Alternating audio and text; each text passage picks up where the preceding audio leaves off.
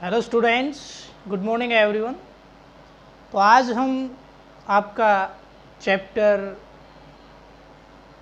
NCERT book के हिसाब से देखें तो chapter number 4 motion in a plane, आपके जो सेकंड यूनिट है काइनामेटिक्स उसका सेकंड चैप्टर, और टोटल अगर देखें तो चैप्टर नंबर 4।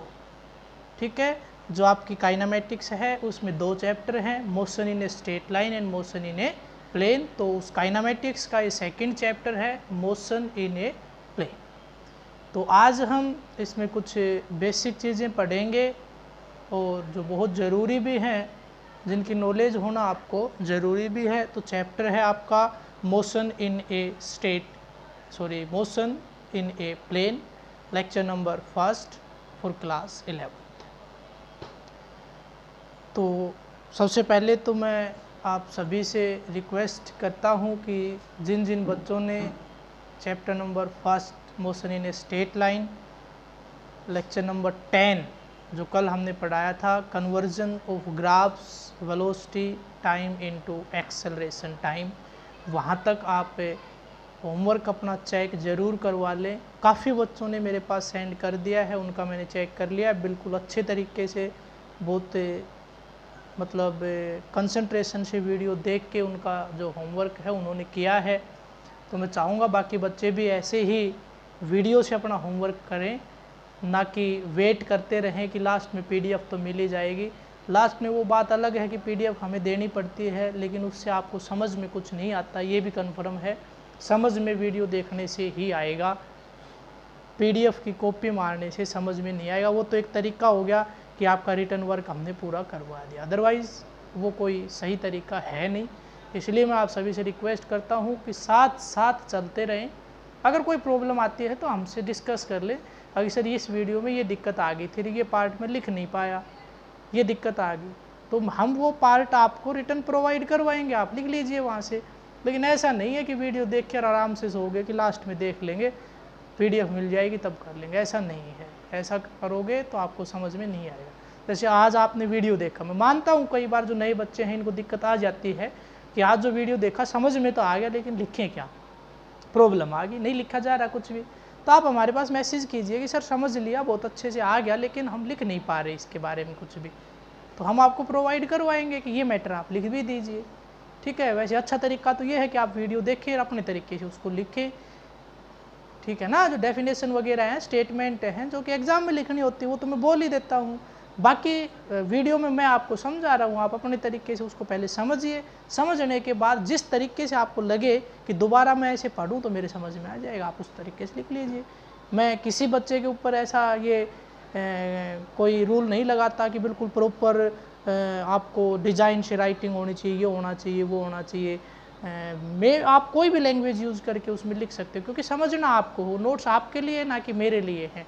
जो नोटबुक है, फेयर नोटबुक, वो आपके समझने के लिए होती है, ना कि हमें समझाने के लिए। आप अपने तरीके से बनाइए उसको।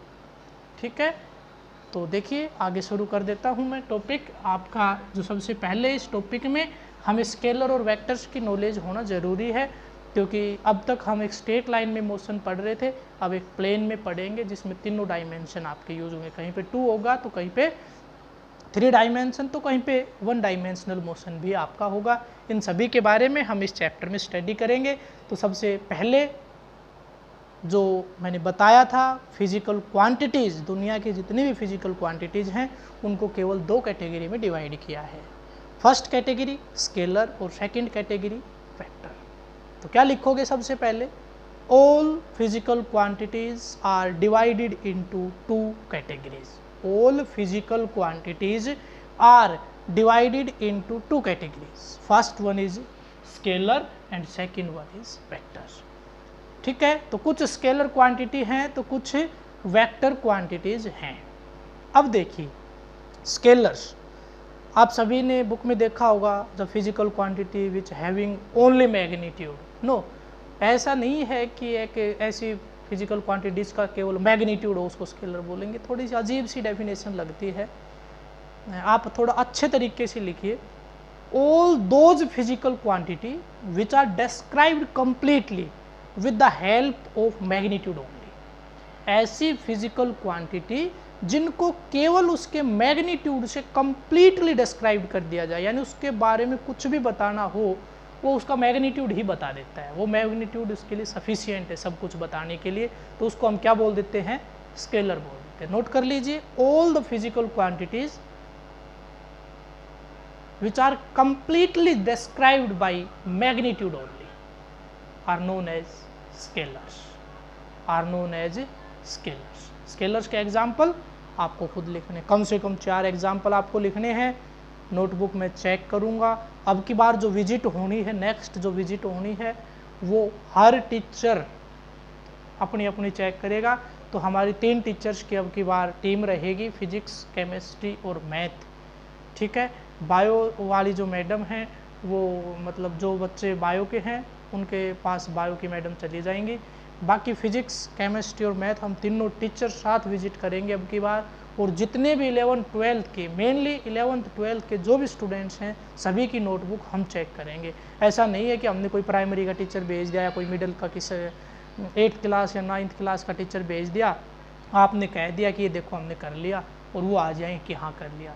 हम बहुत अच्छे तरीके से अब की बात चेक करेंगे, एक एक पॉइंट आपका देखेंगे, इवन आपसे पूछ भी सकते हैं कि इसके बारे में बताइए, ये आपने कहाँ से नोट किया। और ये आपको ज़रूर पता होगा कि जिस टीचर ने पढ़ाया है वो देखते ही बता देगा कि आपने वीडियो देख के लिखा है या आपने कहीं से कॉपी मारी है, तुरंत बता देगा देखते ही नोटबुक को। तो इसलिए इस चैप्टर से बिल्कुल आप कंसंट्रेशन से काम करना शुरू कर दीजिए। आपसे पहले भी मैंने कहा था कई दिन पहले कि हम घर आके नोटबुक चेक करेंगे, तो बच्चों को मजाक लग रहा था कि ऐसे कौन घर आ जाएगा। आपको ये तो पता चल गया होगा कि घर आने लग गए, और अब कुछ सोच रहे होंगे ऐसा कैसे पॉसिबल हो सकता है। पॉसिबल हो सकता है, मैक्सिमम 3 डेज लगेंगे, 3 दिन में पूरा कवर कर देंगे। 11th-12th के जितने बच्चे चाहे वो किसी भी गांव के हों, हर गांव में पहुंच के हम चेक कर देंगे, ये डेफिनेट है। तो अगली जो विजिट होनी है वो इसी तरीके से होनी है, ये डेफिनेट है, फिक्स है, चाहे वो 5 दिन में हो, 3 दिन में हो, चाहे 10 दिन में हो, विजिट तो होनी है। और विजिट अब की बार PCM, तीनों टीचर हम साथ आएंगे, और जहाँ जहाँ जो बच्चे बायो के हैं पहले हम वहाँ पे बायो की मैडम की विजिट करवाएंगे, उसके बाद हम तीनों आएंगे, ठीक है। चलिए, तो स्केलर का पता चल गया। एग्जाम्पल, 4 एग्जाम्पल बच्चों को अपने आप लिखने हैं, क्योंकि स्केलर और वेक्टर के बारे में मैं पढ़ा चुका हूँ, इसलिए एग्जाम्पल आपको खुद लिखने में नहीं बताऊंगा। एक भी एग्जाम्पल यहाँ पे स्केलर के भी और वेक्टर के भी, ठीक है। उसके बाद वेक्टर्स की तरफ बात अगर करें तो देखिए, कुछ फिजिकल क्वांटिटीज ऐसी होती हैं जिनके डिस्क्रिप्शन के लिए मैग्नीट्यूड और डायरेक्शन दोनों का होना जरूरी होता है। इट मीन्स किसी एक के हेल्प से अगर हम उसको डिस्क्राइब करना चाहें, यानी केवल मैग्नीट्यूड से अगर डिस्क्राइब करें तो कुछ अधूरा सा रह जाता है, यानी उसके बारे में हम सब कुछ नहीं बता पाते। ऐसे ही अगर केवल डायरेक्शन हमारे पास हो, उसकी हेल्प से कुछ बताना चाहें तो वो भी डिस्क्रिप्शन उसकी अधूरी रह जाती है। उसकी कंप्लीट डिस्क्रिप्शन के लिए ये नेसेसरी हो जाती है कि मैग्नीट्यूड तो हो ही और साथ में डायरेक्शन भी हो। तो उन फिजिकल क्वांटिटीज़ को क्या बोल देते हैं, वेक्टर बोल देते हैं। तो नोट कर लीजिए, all those physical quantities which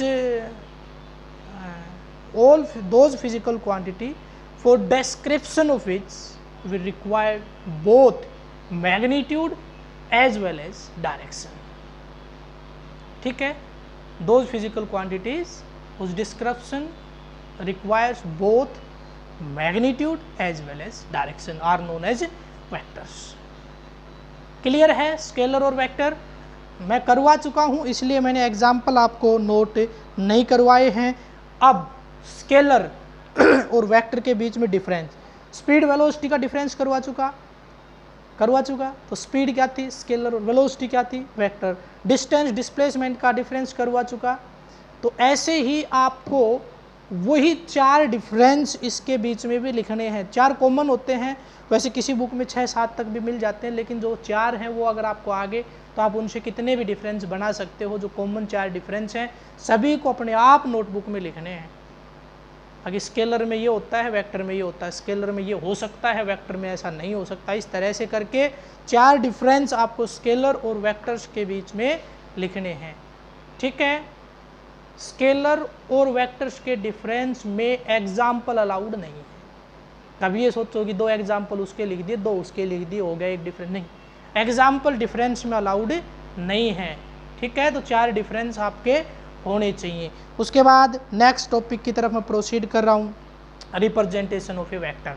तो पहले जब वेक्टर और स्केलर पढ़ाया था तो उस टाइम पे काफ़ी बच्चों ने मेरे से क्वेश्चन पूछा था कि सर इसको रिप्रेजेंट कैसे करते हैं, किस तरह से डिनोट करते हैं। तो वहाँ पे मैंने बताया था कि एरो हेड से, बस इतना ही बता के मैंने छोड़ दिया था। ये कहा था कि स्पेशल चैप्टर आएगा स्केलर और वेक्टर, वहाँ पे आपको डिटेल में बताएंगे। तो वो चैप्टर आपका आ गया है। तो आज हम रिप्रेजेंटेशन ऑफ वेक्टर्स को थोड़ा सा अच्छे तरीके से समझ के कर लेते हैं। तो ये जो 2 टॉपिक हैं ये हम कवर कर चुके थे, मैंने इनको आपको फिर बताया है।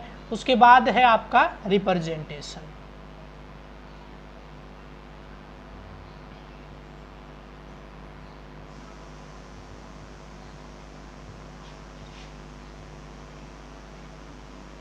रिप्रेजेंटेशन ऑफ वेक्टर्स, वेक्टर की रिप्रेजेंटेशन कैसे करते हैं, रिप्रेजेंटेशन ऑफ ए वेक्टर, ठीक है। ये आपका टॉपिक रहेगा कि वेक्टर को रिप्रेजेंट कैसे करते हैं। आइए देख लेते हैं। देखिए मेरे पास 2 पॉइंट हैं, पॉइंट ए और पॉइंट बी, ठीक है। तो आपको पता है एक वेक्टर में 2 चीज़ें होती हैं, एक तो मैग्नीट्यूड और एक डायरेक्शन। तो देखिए एक सबसे छोटा रास्ता, यानी मैं कह सकता हूँ the straight line path between 2 points is known as magnitude. उसको क्या बोल लेंगे, मैग्नीट्यूड। तो ये तो हो गया इसका मैग्नीट्यूड। वेक्टर के मैग्नीट्यूड को स्ट्रेट लाइन से ही डिनोट करते हैं। अगर वो आपका बेंड करता है तो वहाँ पे मैं बताऊंगा कंडीशन क्या लगती है। बेंड कर सकता है लेकिन वहाँ पे कंडीशन बदलेगी, वो कैसे बदलेगी वो अभी बताएंगे। लेकिन हम रिप्रेजेंटेशन में क्या करते हैं, ये एक स्ट्रेट लाइन है, ठीक है। ये इसकी टेल है और ये इधर आपका हेड है, ठीक है। तो हेड के ऊपर डायरेक्शन लगाई जाती है और वो क्या लगाया जाता है, एरो। तो ये क्या बन जाता है, एरो हेड। ये क्या बन गया, एरो हेड। क्लियर। ये टेल और ये एरो हेड। तो ये ए और बी के बीच में जो ये गैप है इसको तो बोलते हैं मैग्नीट्यूड, ठीक है। और ये एरो है, ये रिप्रेजेंट करती है डायरेक्शन को। ये किसको रिप्रेजेंट करती है, डायरेक्शन को। मैं मान लेता हूं कि ये ए बी एक वेक्टर है जिसको मैं पी से रिप्रेजेंट कर रहा हूं, वेक्टर पी, और which is equal to A B, ठीक है। क्लियर है। तो ए और बी यानी ए से बी तक का जो स्ट्रेट लाइन पाथ है वो क्या बता रहा है, आपका मैग्नीट्यूड। और इसके ऊपर एरो लगी है तो ये बता रहा है कि ये क्या है, कि वेक्टर है। तो रिप्रेजेंटेशन ऑफ वेक्टर में केवल और केवल आपको क्या लिखना है, एक स्ट्रेट लाइन पाथ होता है, उससे जो स्ट्रेट लाइन है उसकी जो लेंथ होती है उसको मैग्नीट्यूड बोलते हैं। और उसके एक एंड के ऊपर एरो लगी होगी, जिस एंड के ऊपर एरो लगी होती है उसको बोलते हैं हेड, और उसके अपोजिट जो बच गया उसको बोलते हैं टेल, ठीक है। तो रिप्रेजेंटेशन में यही चीज़ें आपकी ज़रूरी होती हैं। इसी तरह से हम इसको रिप्रेजेंट करते हैं। तो कोई भी वेक्टर होता है, कोई ये कहे कि वेक्टर सी, वेक्टर बी, या force is a vector quantity, कोई कहे फोर्स एक वेक्टर क्वांटिटी, कैसे रिप्रेजेंट करोगे, ऐसे। कोई कहे लीनियर मोमेंटम एक वेक्टर क्वांटिटी, कैसे रिप्रेजेंट करोगे, ऐसे। कोई कहे एक्सेलरेशन एक वेक्टर क्वांटिटी है, कैसे रिप्रेजेंट करोगे, ऐसे। कोई कहे वेलोसिटी एक वेक्टर क्वांटिटी, कैसे रिप्रेजेंट करोगे, ऐसे। तो जितने भी वेक्टर्स हैं उनको क्या करते हैं, उनके हेड के ऊपर, सर के ऊपर क्या लगा देते हैं, एक straight line with arrow head. एक स्ट्रेट लाइन लगा के उसके क्या लगाएंगे, एक एंड के ऊपर एरो लगा देते हैं। जो वेक्टर की रिप्रेजेंटेशन है उसमें जो एरो होती है वो हमेशा लेफ़्ट टू राइट ही होती है। कभी कोई ये कहे कि सपोज कीजिए कि यहाँ से आपका ए है और यहाँ पे आपका बी है और ऐसे रिप्रेजेंट कर रखा है, और मैं कह रहा हूँ कि ये एक वेक्टर, तो वेक्टर पी है, ये बी ए बी है ना, ये आपका पी ही है। लेकिन यहाँ पे जो एरो है, ये इसके सर के ऊपर जो एरो है, गलती से किसी ऐसे मत लगा देना। अब ये वेक्टर का ये रिप्रेजेंटेशन नहीं है, ऐसे नहीं करते। ये एरो हमेशा लेफ़्ट टू राइट ही रहती है, ठीक है। लेफ़्ट टू राइट ही रहेगी रिप्रेजेंटेशन में, कभी भी राइट टू लेफ़्ट इसको हमें नहीं करते हैं। तो सिंपली एक वेक्टर को हम इस तरह से रिप्रेजेंट कर सकते हैं। अगर कहीं कोई मैग्नीट्यूड तो इसका मॉडुलस ले लिया जाता है। जैसे मैग्नीट्यूड ऑफ फोर्स की बात करें तो ऐसे करके और इन कॉलम में बंद कर देंगे, which is equal to F. इसमें केवल और केवल क्या आ जाता है, आपका मैग्नीट्यूड आ जाता है। इसमें डायरेक्शन का कोई मैटर नहीं रहता है। तो ये था आपका रिप्रेजेंटेशन ऑफ वेक्टर। नेक्स्ट हम चलते हैं, जो वेक्टर हैं इनको दो कैटेगरी में डिवाइड किया है। तो नेक्स्ट टॉपिक आपका रहेगा टाइप्स ऑफ वेक्टर।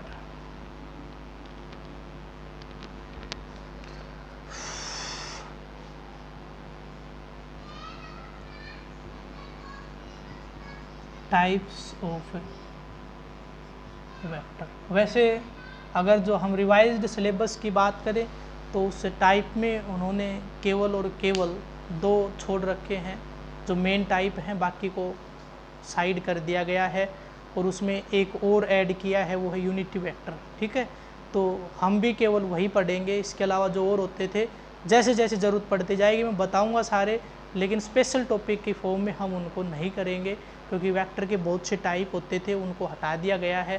ठीक है, मेनली वेक्टर के दो टाइप होते हैं, उन दो के सब पार्ट होते थे, तो वो जो सब पार्ट है उनको साइड कर दिया गया, वो हटा दिए गए हैं। तो जो मेन दो पार्ट हैं उनको हम डिस्कस कर लेते हैं। तो जो वेक्टर्स हैं उनको मेन दो कैटेगरी में डिवाइड किया है। एक तो आपका होता है पोलर वेक्टर और एक होता है आपका एक्सियल वेक्टर। वैसे नाम से पता चल रहा है पोलर वेक्टर और एक्सियल वेक्टर, दो तरह के वेक्टर आपके पास होते हैं। तो पोलर वेक्टर कौन से होते हैं?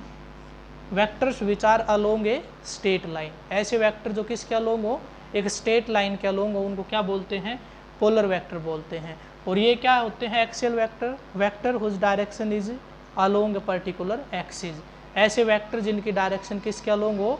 एक एक्सिस के अलोंग हो। तो पोलर वेक्टर में आपके ये सारे आ जाते हैं। डिस्प्लेसमेंट जो अब तक हमने पढ़े वो सारे पोलर ही पढ़े थे, वेलोसिटी, फोर्स और एक्सेलरेशन, ये सारे आपके क्या हैं? Polar vector.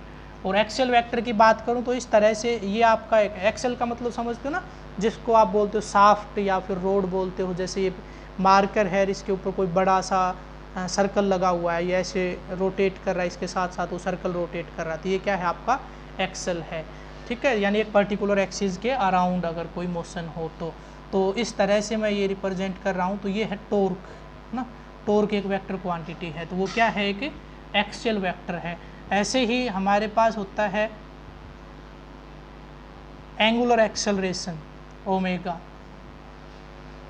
ना, एंगुलर वेलोसिटी। ओमेगा क्या होता है? Angular velocity. ऐसे करके बहुत से हैं जो हम 5th चैप्टर में सारी डिटेल इनकी हम पढ़ेंगे ना, कई तरह के आएंगे आपकी वहाँ पे लीनियर और एंगुलर एनालॉजी आएगी, उसमें हम बहुत से ये आपके रिलेशंस वहाँ पे देखेंगे। एक्सेलरेशन का भी रिलेशन होगा, वेलोसिटी का भी होगा, डिस्प्लेसमेंट का भी रिलेशन होगा कि एंगुलर फॉर्म में ऐसे रिप्रेजेंट करते हैं, लीनियर फॉर्म में ऐसे रिप्रेजेंट करते हैं। तो वहाँ पे ये टॉपिक आपको क्लियर होगा अच्छे तरीके से। अब तो केवल आप ये याद रखिए कि एक पर्टिकुलर एक्सिस के चारों तरफ डायरेक्शन के कारण अगर वेक्टर है तो उसको क्या बोलेंगे? Axial vector. और एक पर्टिकुलर डायरेक्शन में फिक्स यानी स्ट्रेट लाइन के लॉन्ग डायरेक्शन है तो उसको हम क्या बोलेंगे? Polar vector. क्लियर है? तो मेनली वेक्टर आपके दो तरह के होते हैं, एक्सियल वेक्टर और पोलर वेक्टर। चलिए एक बहुत इंपॉर्टेंट छोटा सा टॉपिक डिस्कस कर लेते हैं जो आपके बहुत ही काम का है, और वो है पोजीशन वेक्टर। नोट करिए, पोजीशन वेक्टर। नाम से पता चल रहा है पोजीशन वेक्टर।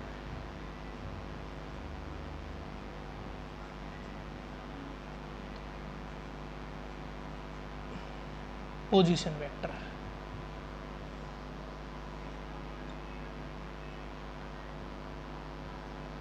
अब देखिए यहाँ पे हम मोशन इन ए प्लेन पढ़ रहे हैं, तो डेफिनेटली हमारे पास कम से कम दो एक्सिस का होना जरूरी है, तभी जाके कोई प्लेन बन पाएगा। तो मान लेता हूँ ये मेरे पास एक्स एक्सिस है और ये मेरे पास वाई एक्सिस है। तो पहले इसको समझने की कोशिश करते हैं, उसके बाद जो आपके थ्योरी है इसकी वो हम नोट करेंगे। सपोज कीजिए कि मेरे को आपके घर आना है, ठीक है, और आप सपोज कीजिए कि आप अटेली के आसपास कहीं पे हैं, लेकिन मेरे को जो रास्ता है वो केवल किसका पता है कि मैं आपके पास कॉल करूँगा कि मेरे को आपके घर पहुँचना है, तो आप कहोगे कि जी हमारा घर अटेली के पास है। तो सबसे पहले मैं कहाँ पहुँच जाऊँगा? अटेली। तो अटेली हो गया ओरिजिन, जिसको मैं भी जानता हूँ, आप भी जानते हो, और वहीं से आपका कोई ना कोई रास्ता जाएगा। तो वो पॉइंट हो गया है ये आपका, मैं कहाँ पे पहुँच गया? अटेली पे।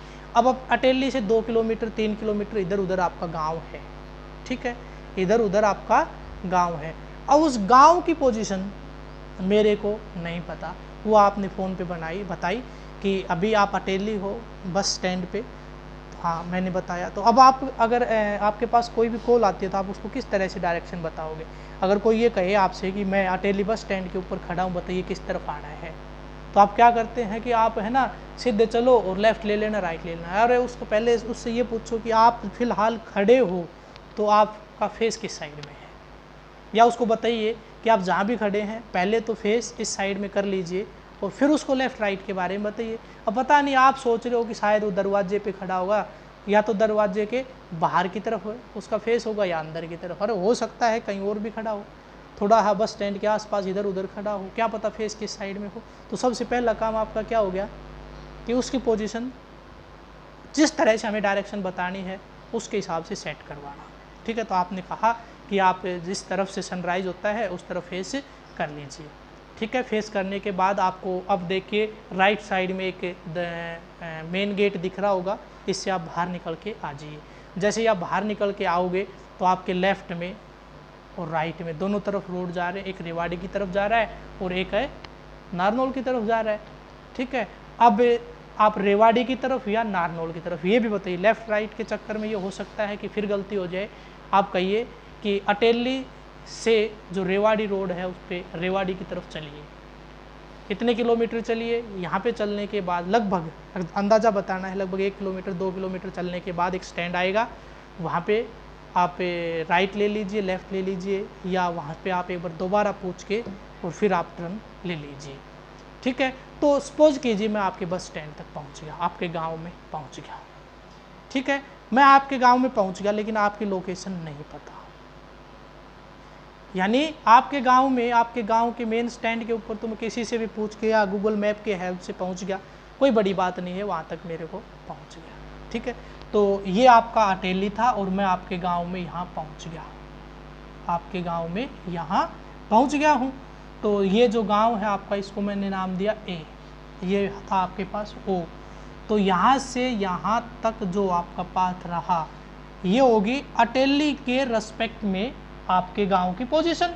ये है अटेली और इसके रेस्पेक्ट में आपके गांव की पोजीशन, इसको मैंने रिप्रेजेंट किया आर से। तो ये हो गया पोजीशन वेक्टर। आर यहाँ पे क्या बन गया? Position vector. किसकी पोजीशन बता रहा है? आपके गांव की। किसके रेस्पेक्ट में बता रहा है? अटेली के रेस्पेक्ट में बता रहा है।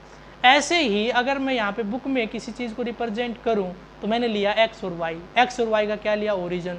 और इस एक्स वाई प्लेन के अंदर कोई पॉइंट ए है जिसका पोजीशन वेक्टर आर है विद रिस्पेक्ट टू ओ। ये बात क्लियर हुई कि नहीं? ये मान के चलिए कि ये आपका गांव और इसके ये आर है, ये मैंने इसका पोजीशन वेक्टर बता दिया, जिसमें मैग्नीट्यूड भी आ लिया, डायरेक्शन भी आ लिया ना, लेफ्ट राइट वगैरह वगैरह सब आ लिए। मुड़ तोड़ के कहाँ पहुँच गया मैं? आपके गाँव में पहुँच गया। क्लियर है? मान लीजिए आप मेरे को यहाँ मिल गए, आप मैंने फ़ोन करके आपको यहाँ बुला लिया, आप मेरे को यहाँ मिल गए। अब आगे आप मेरे को अपने घर लेके चले गए। ठीक है, सपोज कीजिए कि आपका घर भी यहीं पे था, मैं यहाँ पहुँच गया। क्लियर है? अब मैंने आपसे पूछा कि मेरे को तो रोहित के घर जाना है, वो रोहित भी आपके ही गांव का है या हो सकता है पड़ोसी गांव का, मान लीजिए आपके ही गांव का है वो भी। अब आपने क्या कहा कि सर यहाँ से तो मेरे को रास्ता पता नहीं, यहाँ से तो मेरे को रास्ता पता नहीं, लेकिन जिस स्टैंड से हम चल के आए थे, यानी किस स्टैंड से? जिस स्टैंड से हम चल के आए थे, यानी आप जहाँ से आए हो ना, है ना, आप जहाँ से आए हो उस स्टैंड से, अगर अलग गांव ले रहे हो तो उस स्टैंड से बता दोगे, अगर आपके गांव में ले रहे हो तो जो ओरिजिन है उस ओरिजिन को आपका गांव मान लीजिए, ये आपका घर मान लीजिए। क्लियर है? तो यहाँ पे मैंने क्या लिया है? ये अटेली और ये आपका गांव। तो मान लीजिए रोहित दूसरे गांव का, आपका पड़ोसी गांव का है, और आपने क्या कहा कि अटेली से एक रास्ता जाता है जो उसके गांव में जाता है। तो मैं वापस अटेली चला गया जैसे तैसे करके। या मैंने कहा कि सेकंड टाइम जब आऊँगा, जब देखूंगा तो मैं कहाँ पहुँच गया? उसके घर पहुँच गया, बी। अब अटेली, ये आपका अटेली तो क्या रहा? ओरिजिन दोनों का। इसके रेस्पेक्ट में ये मैंने मान लिया R1, तो ये R2 नाम दे देता हूँ इसको मैं। इसका पोजीशन वेक्टर क्या हो गया? R2। समझ गया ना पोजीशन वेक्टर क्या हो गया? एक पर्टिकुलर नोन पॉइंट जो आपका क्या होता है, यहाँ पे थ्योरेटिकली अगर देखें तो नोटबुक में अगर लिखेंगे तो ओरिजिन, ओरिजिन के रेस्पेक्ट में मेरे को क्या पता चलेगा? पोजीशन पता चलेगा। जो पोजीशन बताएगा उसको क्या बोलेंगे? पोजीशन वेक्टर बोलेंगे। क्लियर है? अब देखिए ये जो रोहित था इसको आपके घर का रास्ता पता था, इसको आपके घर का रास्ता पता था। ये बोला कि मैंने कहा कि अब मैं यहाँ पे किसके घर हूँ, रोहित के। पहले किसके घर था, मान लिया राहुल के घर। अब रोहित कैसे, मैं बोला मेरे को राहुल के घर जाना, वो बोला तुरंत कि आप अटेली जाने की जरूरत ही नहीं, आप तो सीधा यहाँ से यहाँ जा सकते हो। उसने कोई और रास्ता बताया और मेरे को कहाँ पहुँचा दिया, यहाँ पे पहुँचा दिया, यहाँ पे पहुँचा दिया। ठीक है, ये एरो जरूर लगा लेना भाई, हम यहाँ से यहाँ गए हैं, यहाँ से यहाँ गए हैं, और रोहित ने राहुल के घर यहाँ से यहाँ पहुँचा दिया। अब मैं, मेरे पास अगर मैं ये देखूँ तो इसको नाम दे देता हूँ मैं डी, इसको वेक्टर डी नाम दे दिया, इसको मैंने क्या नाम दे दिया, वेक्टर डी नाम दे दिया। चलिए अब मैं देखिए, मेरे पास एक वेक्टर है ओ ए, एक वेक्टर है O A which is equal to R1, ये क्या है आपका पोजीशन वेक्टर। सिमिलरली मेरे पास एक वेक्टर है ओ बी, ये क्या है, which is equal to vector R2। अब मेरे पास एक चीज़ और आ गई, और वो क्या आ गई, वो क्या आ गई, देखिए मैं पहले कहाँ गया, O से B, और फिर कहाँ गया, मान लिया O से A। अब मेरे को चाहिए B से A, B से A, मेरे को क्या चाहिए, B से A। तो मैं निकाल रहा हूँ BA। What is BA, what is BA, what is BA। BA तो यहाँ पे साफ साफ दिख रहा है, क्या है, D है, यहाँ पे साफ साफ दिख रहा है D है। अब ये D की वैल्यू निकालेंगे कैसे, हमें क्या पता ये D कितना है। यहाँ पे जो D है इसको किस नाम से जानते हैं, डिस्प्लेसमेंट वेक्टर के नाम से। किस नाम से जानते हैं, डिस्प्लेसमेंट वेक्टर के नाम से। इसको निकालेंगे कैसे, इसको निकालेंगे कैसे, कहाँ से कहाँ जा रहा हूँ मैं, B से A। तो ये होगा आपका OB माइनस OA, क्या होगा, OB माइनस OA। या देखिए वेक्टर में जब एडिशन पढ़ेंगे तब और भी अच्छे से समझ में आएगा। यहाँ पे अगर मैं ये देखूँ ना कि ये हो जाएगा आपका OB plus BA is equal to vector OA, ये होता है यहाँ से ना। एक रेगुलर फॉर्म में चलते हैं, यहाँ से यहाँ, यहाँ से यहाँ, एरो खत्म होगी तो वापस ओरिजिन पे जाइए, यहाँ से यहाँ। तो ये हो गया OB plus BA is equal to OA, ये हो गया।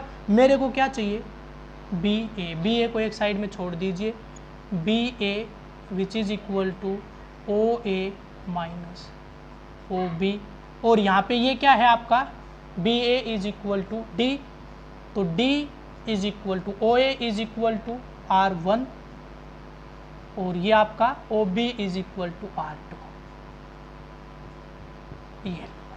ये हो गया आपका D is equal to R1 minus R2, ये हो गया है डिस्प्लेसमेंट वेक्टर।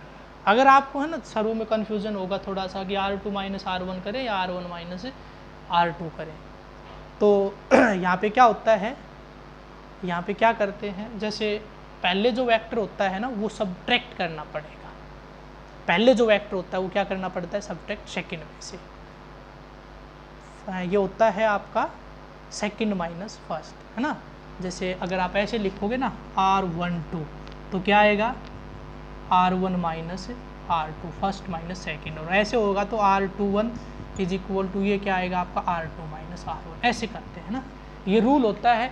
रूल अपने आप बन जाएगा। पहले आप ये जो आपका बेसिक है इसको समझने की कोशिश कीजिए कि जो वेक्टर रेगुलर फॉर्म में उनको ऐड करके उनका सम जो उसके अपोजिट मैनर में है उसके बराबर होगा, तो उसमें से हमें निकालना, उसको साइड करके, और हमारे पास ये आ गया R12। इसको मैं क्या बोल रहा हूँ, R12, यही है ना R12। तो मेरे पास आ गया ये, मतलब किसके बराबर हो गया, R12 के बराबर, which is equal to D। ये दोनों एक ही बात है, चाहिए लिखो और चाहिए लिखो, दोनों एक ही तरह की रिप्रेजेंटेशन होती है। बस आप ये रूल याद रखिए, फर्स्ट माइनस सेकेंड। तो यहाँ पे फर्स्ट ये है तो मैंने कर दिया R2 माइनस R1, ठीक है, और यहाँ पे फर्स्ट था 1 तो मैंने कर दिया R1 माइनस R2, ठीक है। तो आपका जो वर्क रहेगा वो पोजीशन एंड डिस्प्लेसमेंट वेक्टर तक रहेगा, यहाँ तक आप नोट कर लीजिए। कोई भी प्रॉब्लम आती है किसी भी तरह की आप मेरे से शेयर कीजिए। आज के वीडियो में इतना ही, थैंक्स।